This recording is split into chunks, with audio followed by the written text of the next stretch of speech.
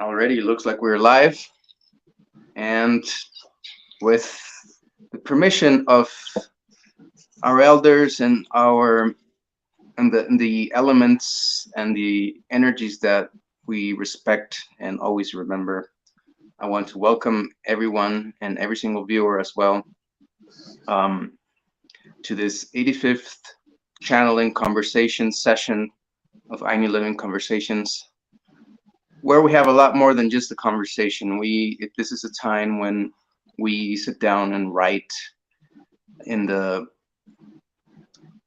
discovery of the truth, and the discovery of what the universe is really like, without the lies, without the misinformation, without the negative information that has unfortunately been weaved, intertwined with the system and the academies and just the mindset that most people are doomed with today. So we're unraveling this. We're taking away this mindset of domination, this mindset of the if you want to call it the Occidental dominant virus. I like that term. And we've been on this journey 85 weeks together, me and Sacred Blue Heron Woman, which is here with you today. So this is the 85th week that we're on this journey. And in this session, we are talking about the sustenance branch of the Great Principle, which is what science has discovered is God. So there's a principle that governs, that contains, sustains, creates, and constitutes all of creation. And in this knowledge, we can start dwelling into so many things. And one of those things that we're going to be dwelling on, or that Sacred Blue Heron Woman is going to be teaching us about, is how this sustenance and this great principle impregnates the cellular matrix and the structures of life. So welcome everyone, and here we are. How are you? Oh, I'm fabulous from hot, humid Oklahoma. There's still a solar radiation storm going on. So it's amazing our technology is working. Yeah, and plus the heat, that's also a reason why to feel kind of tired. Yeah, and these eclipses and Mercury retrograde and Pluto retrograde, man, they're digging deep this year. Something just popped up into my life that from 20 years ago, 1991, with an incident involving my first husband just reared its ugly head again. And it's like, whoa, these retrogrades are digging deep this time to see if we're going to react the same way, or respond, or how we're going to handle it. Wow. Yeah. So I guess that's what's stunned you recently. Well, I just found out about this 2-3 hours ago. This just popped up about 3 hours ago. It's like, whoa. Oh. These I don't know if it's the eclipse or Mercury and Pluto retrograde that are digging this deep this time, but yeah, don't be surprised during this time if things from 20 plus years ago come to smack you in the face. Mm-hmm. 91, what's that? 1990, that's nearly 30. Nearly 30 years ago. Wow, 1991, that's when I went to live to the United States. Wow. That's when I moved from, around 1992, I think it was. Yeah, this would be the time frame it popped. 91, 92 is when this crap, this nonsense drama popped up from. So anyway, we're going to, so for whoever watches at some point, just know that we're going through Pluto actually treaded water, so to speak. He stood still for 6 days before he turned retrograde, turned the corner. So he's retrograde and Mercury is retrograde. And we just had a 20-year cycle lunar eclipse with the full moon. So for whoever watches this, if things start popping up from 20 plus years ago, it's either there to see if you need further education, further schooling in that, or if you're willing to put down the cross and let it go. Yeah. So we're going to start again with the words from the old ones. Okay. And this time, a good evening once again. And we're starting with words from the three of us, and then we're going to let Nukua, our Tao master, take over. Okay. So in your human Bibles, the book of Genesis opens with a simple and dramatic statement with 10 words. In the beginning, God created the heaven and the earth. Into these 10 words has been packed a cosmic process involving vast amounts of time and innumerable complicated mysteries. So let's unpack these 10 words by starting with the word God. We must remember that the Bible originally was written, Jesus, the man that supposedly walked the earth named Jesus, spoke Aramaic. So these words were originally written in Aramaic and have been translated. So let's go back to Hebrew. The word Hebrew in Hebrew is Elohim. Mm-hmm. And in Hebrew, the Elohim is an androgynous term, conferring a combination of male and female attributes, and it's also plural. So the word Elohim actually means the male and female creators, representing a group of powers, not a single personal entity. So what's our point? We want you to get out of your mindset, anyone who's listening, that God is a single and male entity. Mm-hmm. The words heaven and earth are also misleading through inadequate translation. The term should be understood in terms of a gradient, a separation of qualities, not a division of place. You humans have thought for a vast amount of time now that heaven means the sky and earth means your planet, destroying the significance of this verse. It would be better to interpret heaven and earth as spirit and matter, the invisible causal world that's behind your back, and the visible world of matter that's in front of you. Mm-hmm. The words in the beginning, first off, beginning in Hebrew is a feminine word. And these three words in the beginning really ought to be understood as meaning the eternal principle. Okay, yeah. The word created. Your human minds customarily conceive of creation as the making of something new. Yet if you really contemplate and allow us in, you will realize that in creating any physical thing, creation is only a new pattern made up of already existing factors.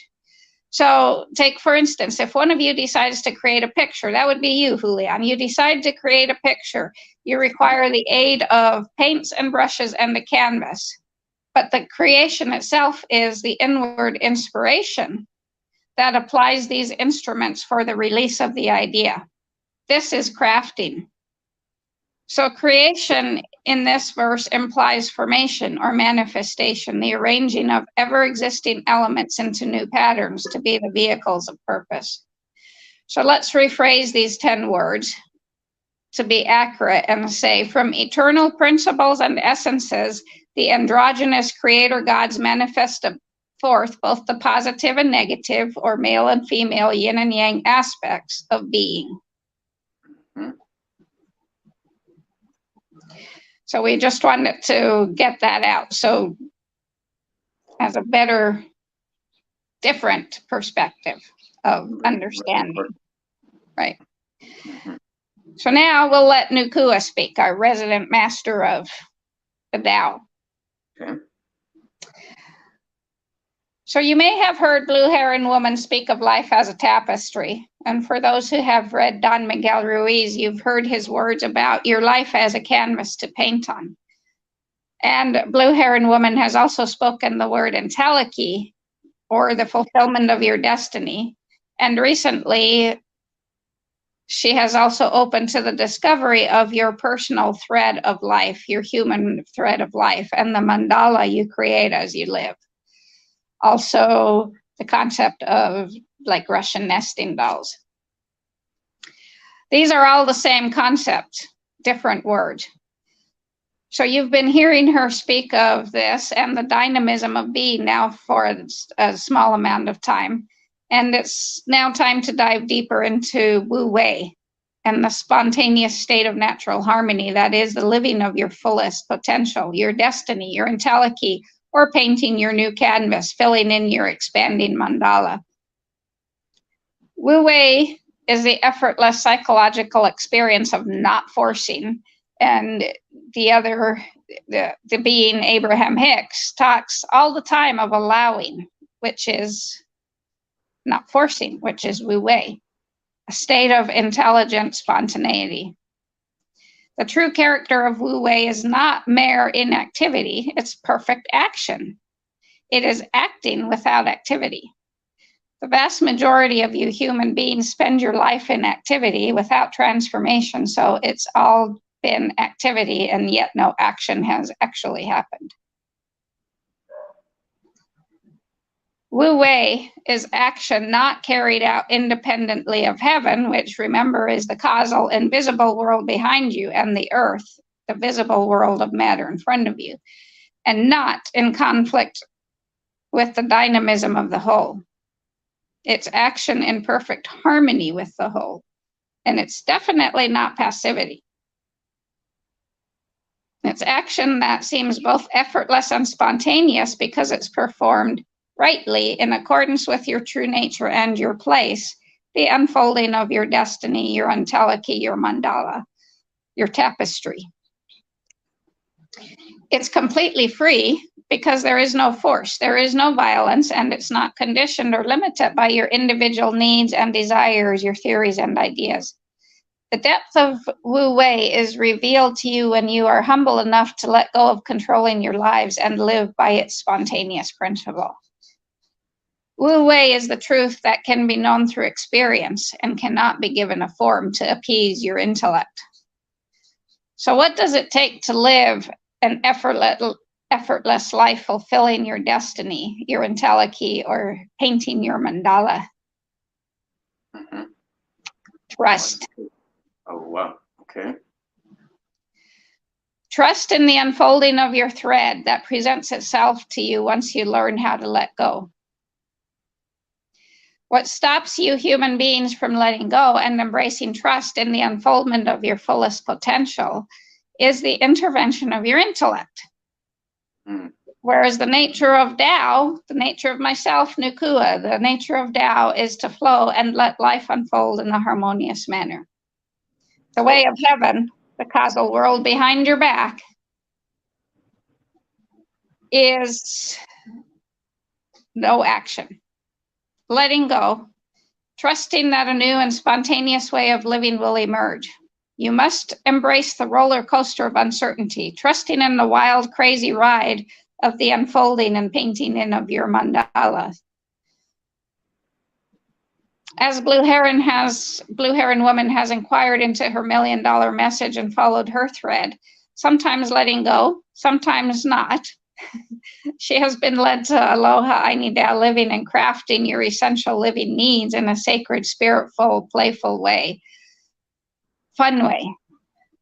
With Wu Wei, craftsman's work isn't work. It's simply your mind and body being attuned to the rhythm and dance of the invisible causal realm that brings joy to your life, and thus the creation of things for your living that also inspires others. You humans incessantly pursue the flow, the optimal state, the being in the zone, but it's like a deer that runs from you because you can't pursue it. You have to allow it in. You have to trust in it. Being in the zone, in the flow of Tao, is an act that is evoked by essentially doing nothing to attain it. Through your spiritual texts and literature, Bibles of all religions and wisdom traditions, most, if not all of you, skirt around the essential teaching that the sage and misters, and remember from the talk about craftsmen, the term mister came from the one who had spent 7 years in apprenticeship learning a craft, learning how to let the inward line of their heart create a barrel or a building, right?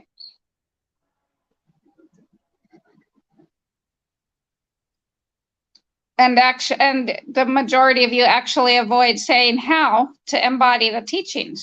There are plenty of methods to apply the teachings, yet none to actually embody, to actually live it. Most of you spiritual seekers, martial artists, and gurus are fixated on eating the menu, talking about or dancing around the main meal, and not actually being willing to eat the whole dinner, sitting at the table with us.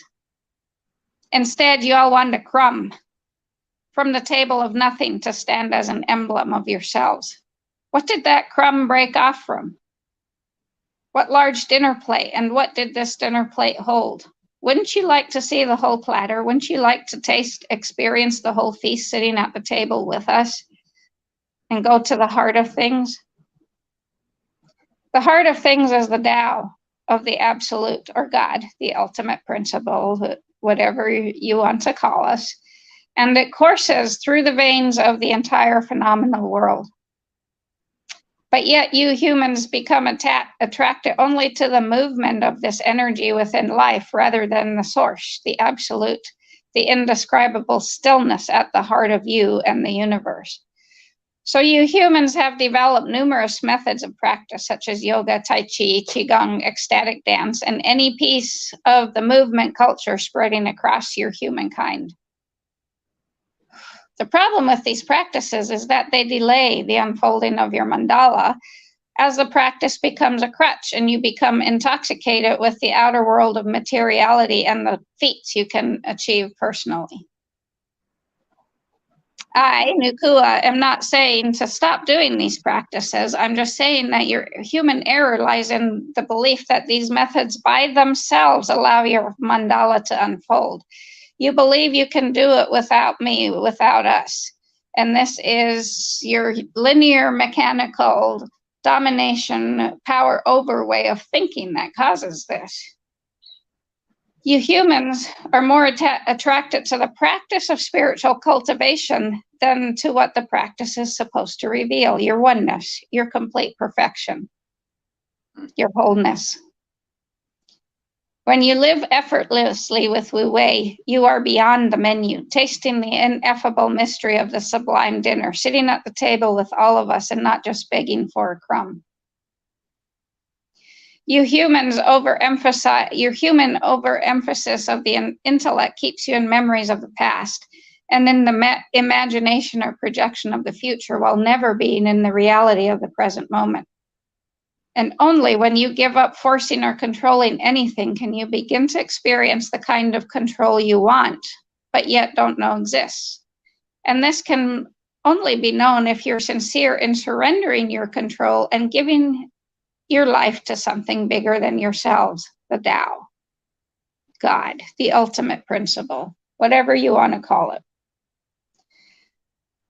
Tao is that which is bigger than your personal lives, and Wu Wei is the fragrance of Tao. When you discover the flow of Tao, or the dynamism of being, moving within your lives, you begin to be receptive to where your experience, your thread, your mandala is leading, and how you're painting in your life. You cease clinging to the experiences of the past and become rejuvenated in the present. When you don't force yourself upon life, you discover that you are life.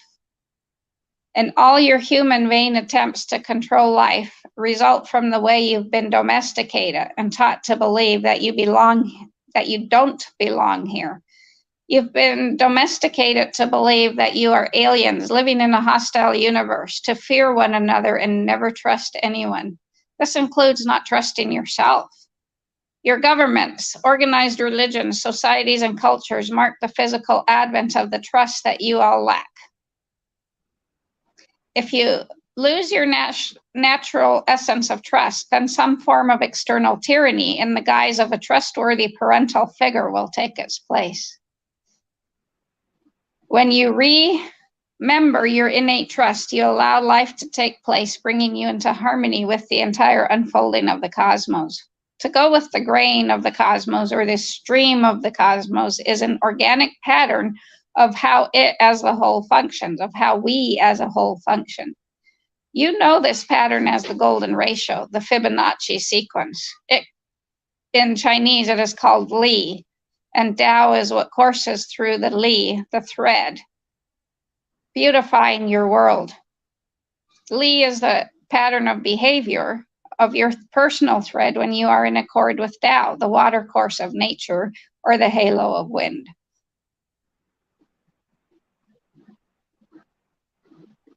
So many of you go into solipsism here, saying, but I am allowing it. But yet you don't have any wishes or any desires. And we're not saying by letting it unfold that you can't have any desires. Take, for instance, blue hair and woman. When I was 6 years old, I said I was going to be a nurse. I still read.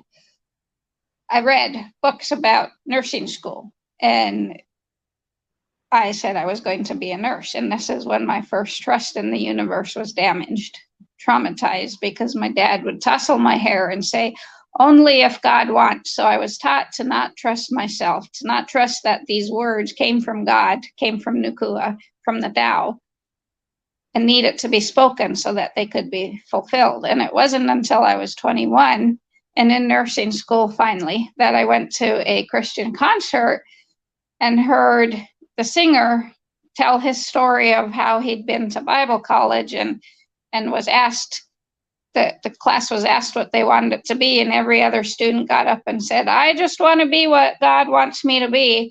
And he stood up and said, I want to sing to millions of people.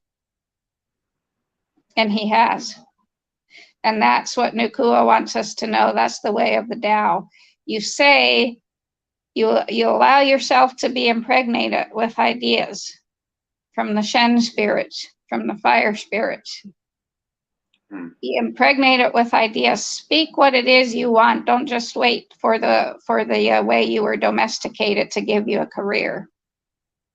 Speak what it is you want to do, and then trust and let go that it will unfold in the time and place and space and how it is meant to unfold.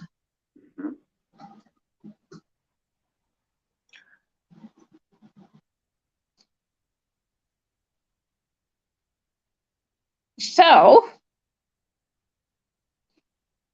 that's the importance of having a dream, having a vision. So in this, what would you say about, I mean, if we live in a system and we don't, for example, that is outside of nature. So we might think that our wishes are to do this and that because that's all we can see, but we're not able to see outside of that. And maybe there's something what we should want is outside of that. Well, yeah, that's what the old ones have been saying too, about needing, what they said a couple weeks ago about needing us to be available and accessible to being impregnated, and understanding that, I mean, so for instance, the same thing, I never once questioned when I was on the path of nursing, never once ever did I question how much money I was going to make. That just wasn't even part of it. Okay, well, that's a sign of an intellect driven. Yes, absolutely. Thing. So as a consequence, I made a crap ton of money being a nurse. Alexis, my daughter, has also, when she was in 12, which seems to be another time, 7 and 12 to 13 seem to be really prime times for us to become impregnated with our thread of potential, huge potential. And she decided, she heard the voice, the thread via germ at that point, and she said she was going to be an anthropologist. And many people told her, or not anthropologist, archaeologist, and many people told her that she wasn't going to make any money doing that. She didn't care. So as a result, she's been making a crap ton of money as an archaeologist. Right. So, but so take, for instance, a friend I had in California wanted to be a marine biologist when she was at one, I don't know if it was 7 or 12 or 13, right around one of those times when you become impregnated. And everyone told her, you can't make any money at that. So she dropped it. And even a couple years ago, she got an email from a friend, or from a person whose last name was Saint Germain, inviting her to swim with the dolphins or the whales, and she wouldn't respond. So that was a second calling to, maybe it wasn't to be a marine biologist, but there was something there from that original. So we get so focused on what's going to make us money that we're not available and accessible to our thread, to God, to the old ones, to even hear what our mandala is supposed to be, our entelechy. Yeah. But then let's say, to put into context, because maybe a viewer hasn't seen all the other videos, where to me the point would be about entelechy would be to come back into nature, to come back to the flow, way, right? the way of living, and also of sovereignty, nature, and what natural sovereignty. We're all born with natural sovereignty.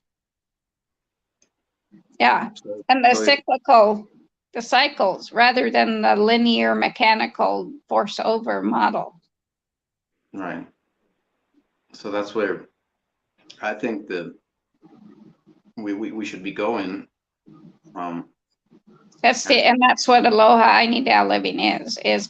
So Buckminster Fuller's statement of you can't fight the old, you just simply build a new that makes the old model obsolete. That actually came from Socrates. So here's what Umberto Maturana said in the first chapter.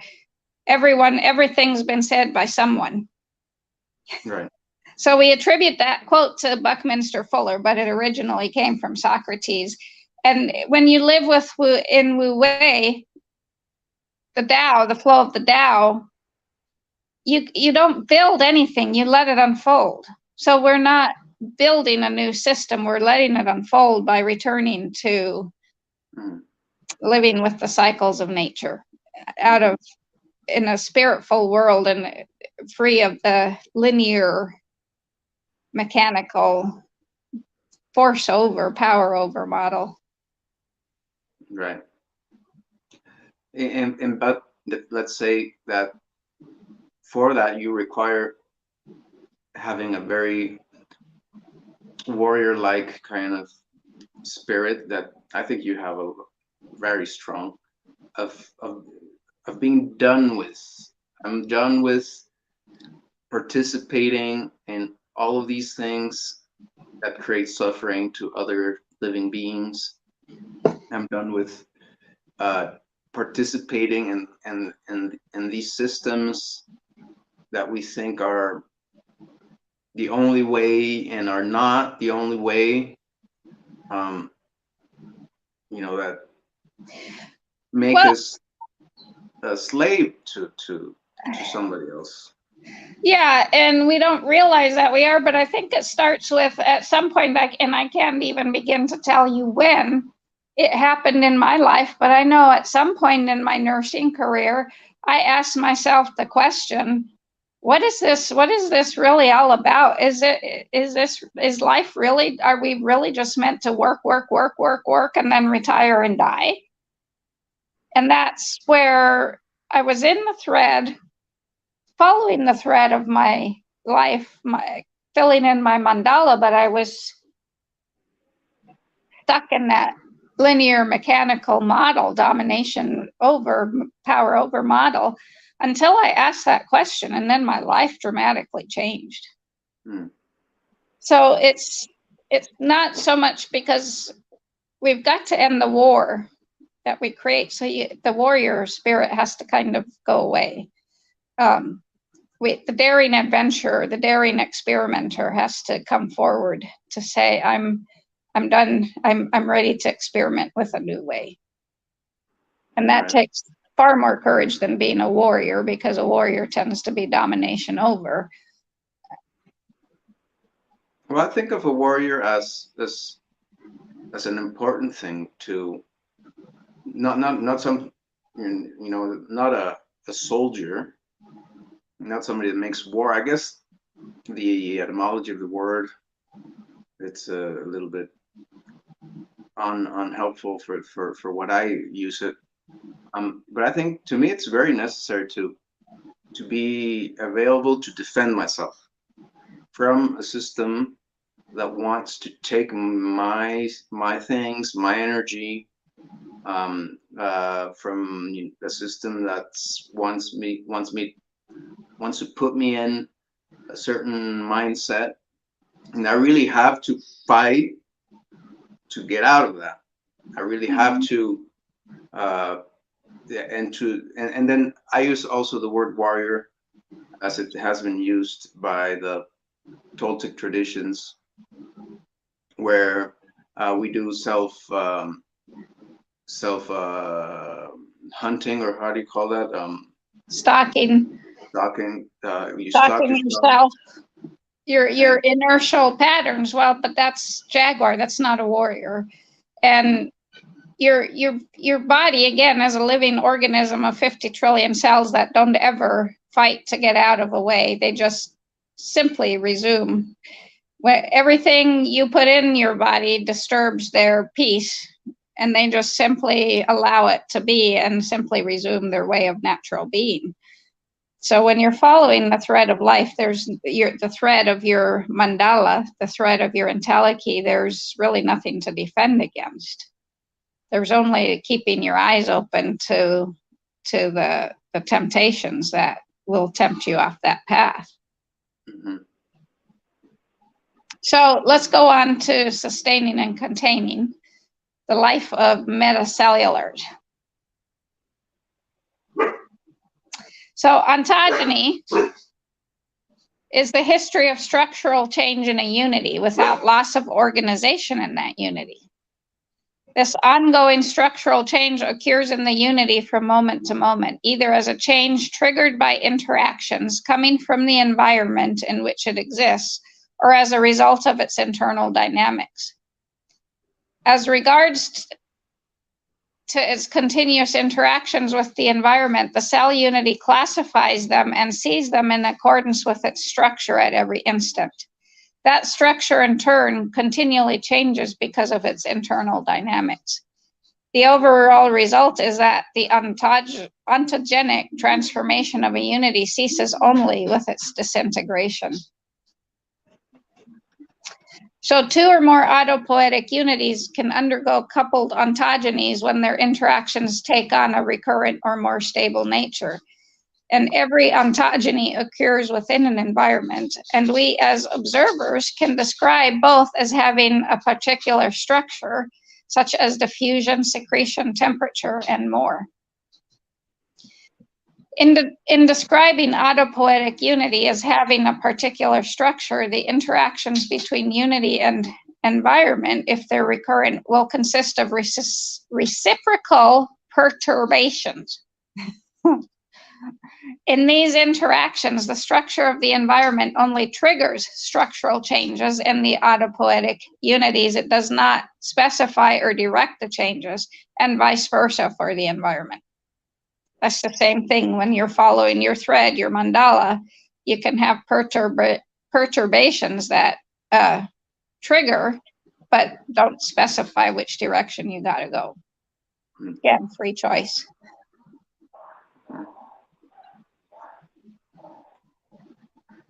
The result will be a history of mutual congruent structural changes as long as the autopoietic unity and its containing environment do not disintegrate. There will be structural coupling or symbiogenesis or merging. Among all possible interactions between systems, there are some that are particularly recurring. For instance, if we look at the membrane of one of your cells, we would note that there is a constant active transport of certain ions, such as potassium and sodium, through your cell in such a way that in the presence of these ions, your cell reacts by embodying them in its metabolic network. This active ionic transport occurs regularly, and we as observers could say that the structural coupling of the cells with their environment enables these cells to interact recurrently with the ions they contain and embody, whichever word. The cellular structural coupling enables these interactions to take place only in certain ions. For if other ions, such as silica, for example, were introduced into the environment, the structural changes that these ions would unleash in the cell will interrupt its autopoiesis.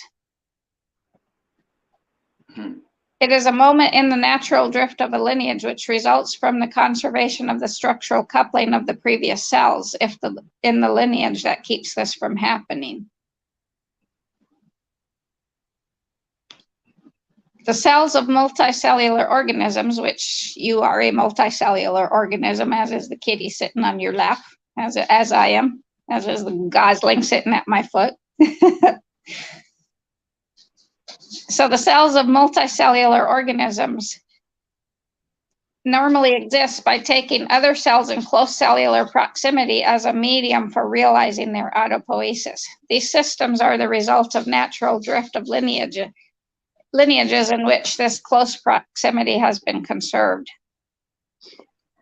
A group of single cell organisms called myxomycetes are an excellent source of examples that reveal this clearly. When a spore of the Physarum germinates, so the myxomycete is a fungus, I believe, or a mushroom. It gives origin to a cell. So when a spore of it germinates, it gives origin to a cell. If the environment is humid, the cell will grow a flagellum, and becomes motile. It moves. If the environment is dry, the cell develops pseudopods and becomes an amoeba. These two kinds of cells eventually divide and give rise to many other cells. In the closeness of their structural coupling, these cells fuse together and form a plasmodium, which in turn forms a macroscopic fructiferous body that produces spores. In these historically old eukaryotes, the close cellular aggregation culminates in a new unity when the fructiferous body forms as a result of cellular fusion.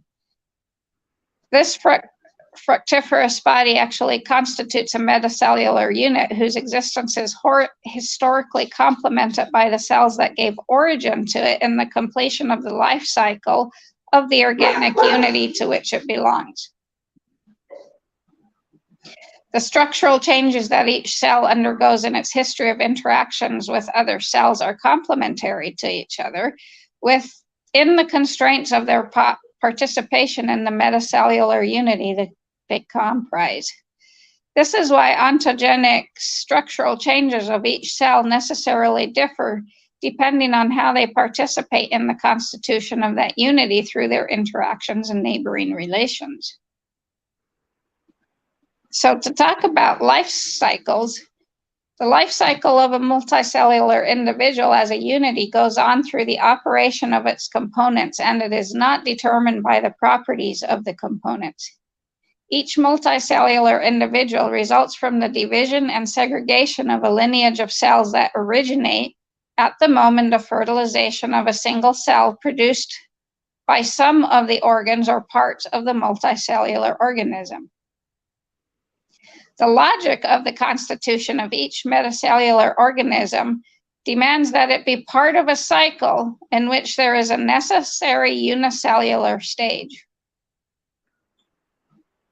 The life cycle of a pluricellular or metacellular organism constitutes a unity in which the ontogeny of the organism occurs in its transformation from unicellular to multicellular, yet the reproductive change occurred during the unicellular phase.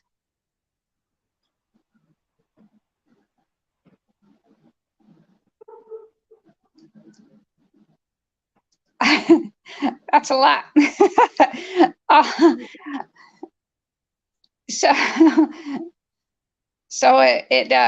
We all started from one cell and became 50 trillion, but yet this change occurred while we were still one cell. Okay. All known multicellular organisms are elaborate variations of the same theme: cellular organization and the constitution of a phylogeny. Each multicellular individual represents an elaborate lineage and the ontogeny of a lineage whose changes continue to be cellular. In this regard, multicellularity does not introduce anything fundamentally new. The novelty of it consists in that it makes possible many different classes of individual, for it makes possible many different lineages as distinct ways of conserving ontogenic structural coupling in the environment. The rich diversity of living beings on Earth, including us humans, is due to the appearance of this multicellular variant within cellular lineages. Sexual reproduction of a multicellular organism does not alter the basic characterization of reproduction. Sexual reproduction requires that one of the cells of the multicellular organism take on an independent operational dynamic, like the sperm, and fuse with another cell, the ovum, or another organism of the same class to form the zygote that is the unicellular phase of that living being. So the tempo of transformation is a way to look at metacellular organisms and their life cycles is to compare the time it takes them to complete a life cycle depending on their size. So the myxomycete mentioned earlier takes more or less 1 day for a 1 centimeter long fructiferous body to form. The very tiny spore forms in about 1 minute. The zygote of a frog forms in about 1 minute, while the adult takes nearly a year to grow several centimeters.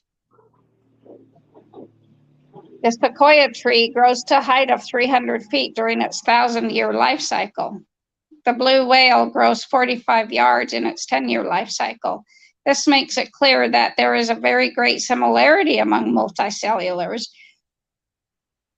but yet the time span is different. So in spite of their amazing and apparent diversity, they all conserve reproduction through a unicellular stage as a central feature of their identity as biological systems. All this variation results in different ways of bringing forth the world by different units that have the same organization. In other words, your organization is the same as the kitty sitting on your lap. And we all think it's different. Trying for food now. Yeah. Independently of size and outward appearance, in all cases, the stages are always the same. An initial cell, cellular division, and differentiation generates a second-order individual through coupling between the cells resulting from cellular divisions. The gestational cycle is a basic unit that is conserved and transformed in time. A bacterium that is unicellular has a very rapid reproduction, so its rhythm or tempo of transformation is rapid. One necessary effect of the formation of second-order individuals by cellular aggregation is that time is needed for cellular growth and differentiation, so frequency of generations will be much less. Every ontogenic variation results in different ways of being in the world because it is the structure of the unity that determines its interaction with the environment and the world it lives in. We speak of metacellularity or multicellularity as present in all major kingdoms of living beings. Monera, Protoctus, animals, plants, and fungi. And what is common to all metacellulars in the 5 kingdoms is that they include cells as components of their structure. So we are second-order autopoietic systems. They have operational closure in their organization. Their identity is specified by a network of dynamic processes whose effects do not leave the network. They're made up of first-order autopoietic systems and form lineages by reproducing through cells. These 2 conditions are sufficient to assure us that whatever happens in them as autonomous unities happens with conservation of the autopoiesis of their component cells, as also with conservation of their organism. So to sustain, now we're going to shift to inquiry again, out of metacellular organisms. To sustain life, the spirits, the gods, the Elohim, have given us the opportunity to live within a flow of revelation of many kinds of Tao, of many colors, many qualities, many capacities, and many kinds of experiences. And we must be willing to engage the kind of inquiry that will support and participate in this dynamic mystery. It's helpful to appreciate the relationship between truth, understanding, and knowledge. And this relationship can be expressed as inquiry invites understanding through relation of truth and so transforms knowledge. So what is knowledge? Well, if we look at our experiences in any moment, we find that the experience is a kind of knowledge. Experience is actually inseparable from knowledge. Experience is so intertwined with knowledge that you cannot say, for example, my knee hurts without the knowledge that you have a knee, what a knee is, what hurt is, and other pieces of information that might constitute your experience of your knee hurting. All this is knowledge. So what is understanding, and how is it different from knowledge? Well, understanding means that you not only have knowledge of what is going on, you not only have the experience, you are also in touch with the meaning of the experience. That would be cognitive appreciation of its significance. So let's say you meet someone and you feel really uncomfortable. This experience is connected to knowledge. And if you are open to the unfolding, you investigate, why am I feeling so uncomfortable? And you hold this question until you see some truth that you haven't seen before. And now you have understanding. So understanding is the dynamic creative flow of knowledge and knowing. Openness to the presentations of our soul, our thread, give being the space and freedom, or being or Tao, the space and freedom to creatively unfold, revealing the hidden possibilities for us. If we don't block it, being or Tao will spontaneously unfold. This is Wu Wei, effortless living.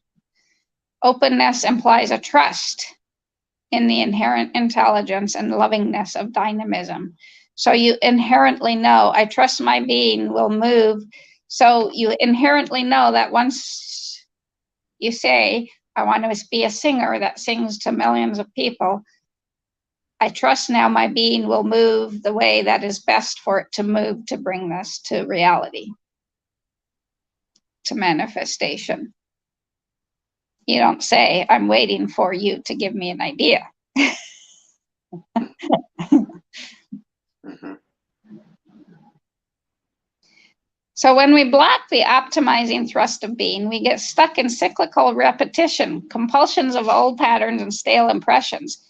This is the fixed and rigid inertia of conventional experience, and it is not sustainable. Knowledge comes in various forms, the most common of which is ordinary knowledge. So whenever knowledge becomes a memory, it's now ordinary knowledge. Ordinary knowledge is the totality of your accumulated information, things you learned in church and school, things you were told or read about, as well as what you have learned from your direct experiences. So, for instance, you have learned from experience that you have a body. You've been told that you are that body and that it's a mechanical object. This is all remembered ordinary knowledge. And now if you take the concept that you are your body and that it's a mechanical object, and you adhere to that ordinary knowledge, you are now limited in your openness to creative dynamism. You will not be open for dynamism to reveal that your body is a living organism of 50 trillion cells living in peace under one roof, or that you are consciousness, not just a body. So now we can see how our optimizing, sustaining dynamism becomes bogged down due to our identification with images, structures, points of view, positions, concept, belief, preferences, prejudices, all of which are forms of ordinary knowledge. This thwarts and distorts the creative unfoldment of our being, our mandala. It is true, however, that being will always unfold. Dynamism, the Tao, can't be stopped or completely thwarted. However, the choice is to allow it to unfold freely or to experience its distorted unfolding. Whatever arises in our life is the manifestation of being or Tao and always has meaning, whether it is constrained and distorted or open and free. The distortions, including emotional pain and difficulties, are nothing but the presentations of the dynamism of being happening through the filter of our ordinary knowledge. Inquiry activates and invokes the optimizing thrust of the dynamism, inviting being or the Tao to exhibit its hidden richness. Inquiring opens up our knowledge by challenging it, questioning it, to understand it. And ordinary knowledge is not inherently constricting to our unfoldment. The degree of freedom or restriction depends on how you relate to your ordinary knowledge. And we need ordinary knowledge for practical living, like finding our car where we parked it in the parking lot, or discovering, knowing which bus we need to take, or how we're going to get somewhere, or what we need to buy, or, to live. That's ordinary knowledge that is useful, and we need to see our relationship to it and its relationship to reality. And we also need to take it as a tentative categorization of reality, not as the ultimate, final, and universal applicable reality.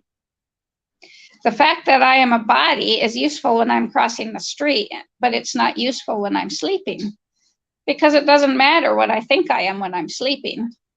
Yet most of us will continue believing that we are the body through our sleep and our dreams. So adherence to ordinary knowledge, taking the position that a particular piece of ordinary knowledge will apply to every moment forever as absolute truth, limits our openness and thwarts dynamism and doesn't sustain us. As I begin then to realize that I am a consciousness or a spaciousness that has a body, I'm allowing dynamism or the Tao to unfold, my mandala to unfold. Truth is something we recognize at the moment, and it is not something we need to adhere to forever. We need to take ordinary knowledge tentatively with great skepticism, and that includes whatever we think and experience as a truth, for in the next moment it might not apply. Ordinary knowledge includes what we think about ourselves and reality, what we take ourselves and reality to be, and what we think we want and don't want. And anything we put in a conceptual framework is ordinary knowledge. It's old categories, information, beliefs, philosophies, ideologies, positions, whatever we believe and we know to take the truth. And so we experience ourselves through this veil of knowledge, such that our experience of ourselves and everything else that is not an immediate, direct, free, spontaneous concept in contact with what is indirect, filtered knowledge. And this filtering is what patterns our experiences.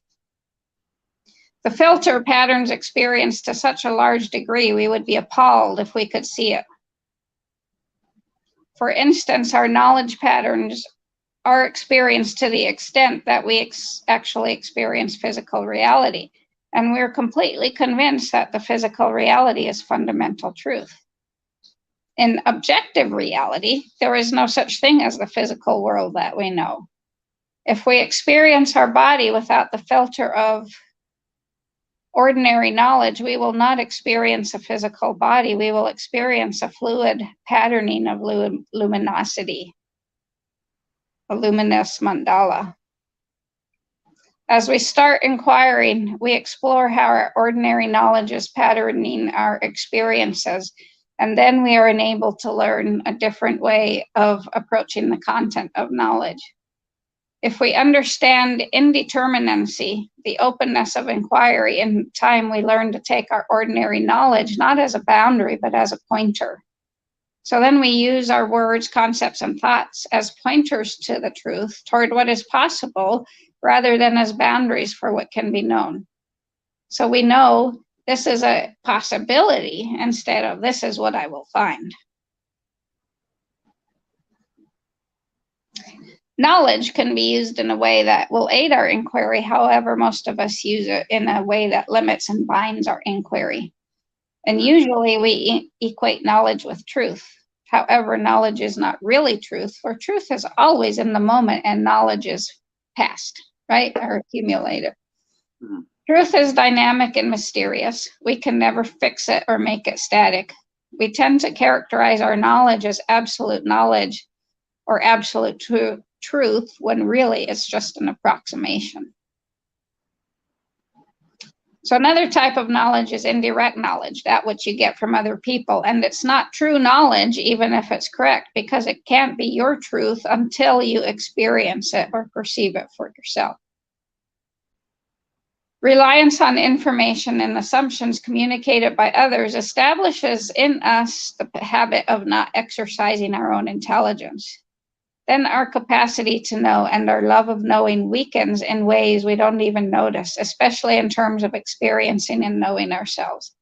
Plus, we don't recognize the human filters communicated by others, so we take what they say as absolute truth. And this sticks us in our inertial death-dealing patterns.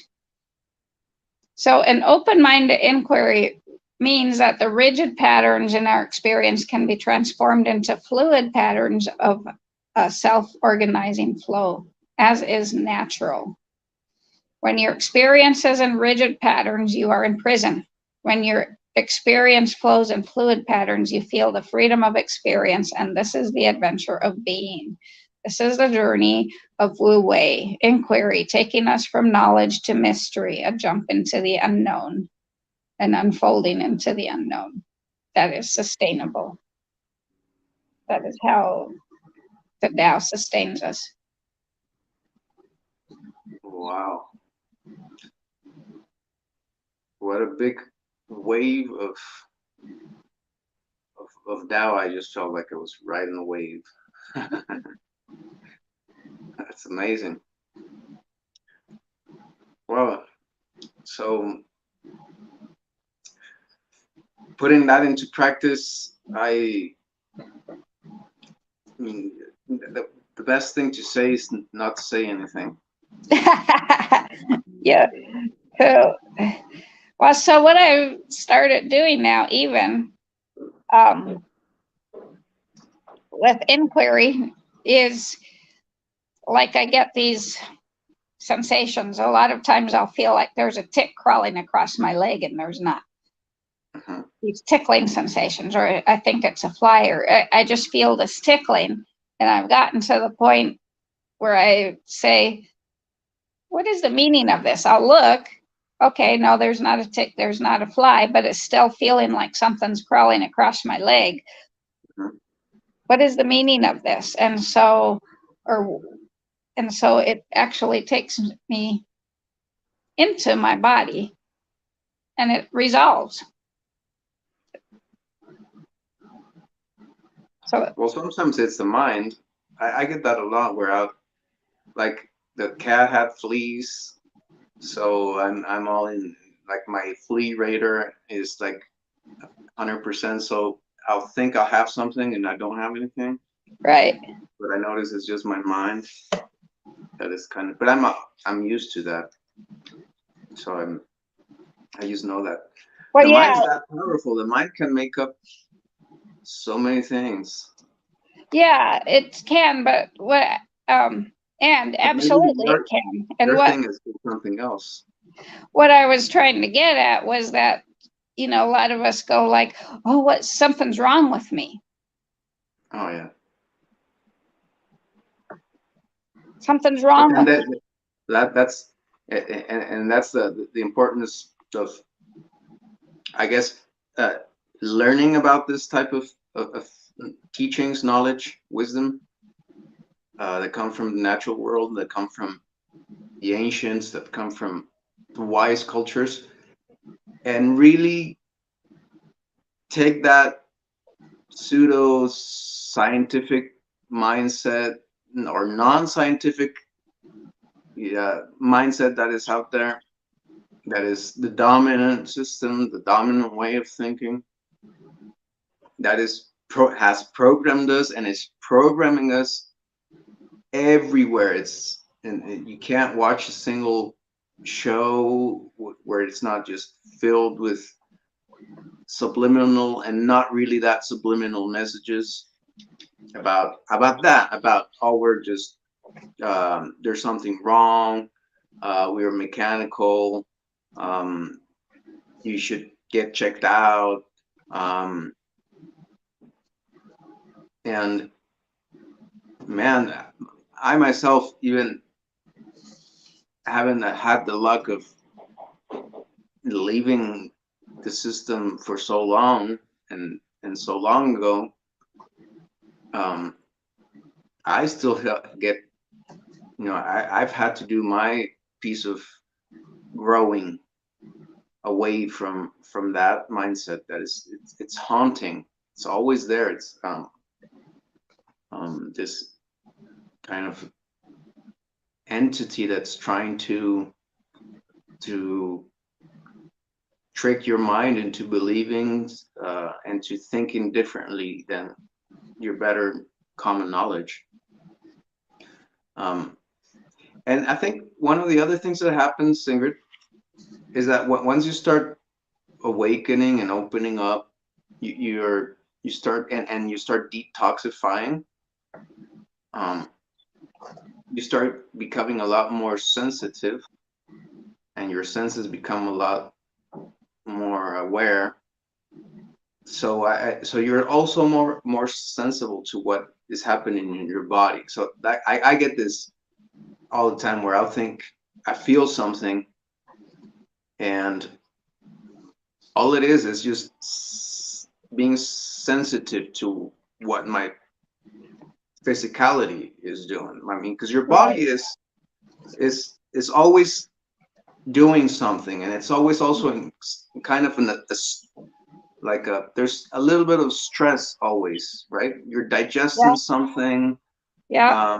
you're getting strong from the positions you're sitting in, from the work you're doing. Like, and you've said it many times, there's that dynamic balance. Um, so we're sensitive to that, but then our mind wants to jump in with this programming and say, "Oh, that's this is a pain. That means that there's something wrong with it," and it's not that. I mean, there's nothing wrong with you. It's just your body is doing what it has to be doing, and you're feeling it, and we must not allow those negative thoughts of I am broken, there's something wrong with me, or that fear. I guess it all comes from a fear. Um, Yeah. Like I've been fearful of the kitten lately. I'm trying to overcome that entity that tells me, oh, you haven't given any chemical anti-parasitics to the kitten. Yeah. What if he has a whole bunch of worms and they're eating him alive, or that's why he gets or she gets so hungry. Um, and I'm trying to fight it, and I'm trying to and see that actually no, the kitten is right. It's just very little and it wants to eat very often. Yeah. And it's not the worm that that is and he's not dying, and he doesn't have any symptoms really of over being Yeah. over parasitic. No diarrhea, no bloating. So it's the mind, and then the mind is that's that's I like that analogy of that the egg, where from inside the egg, if the egg is broken from something that comes from the inside, it means it's life.